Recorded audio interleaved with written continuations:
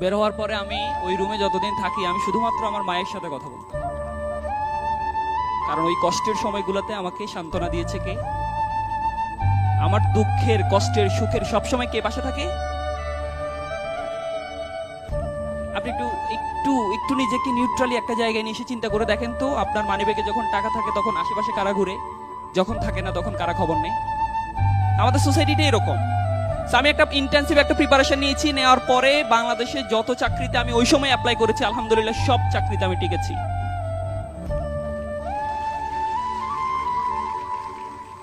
কারণ 28 দিনের একটা পরিশ্রম ছিল।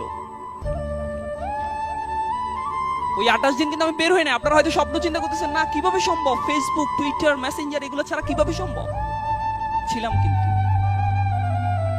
এরকম যারা একটু চিন্তা করে যে না আমি আমার স্বপ্নটাকে বাস্তবায়ন করতে চাই, করতেই হবে, আপনাকে উপায় নাই।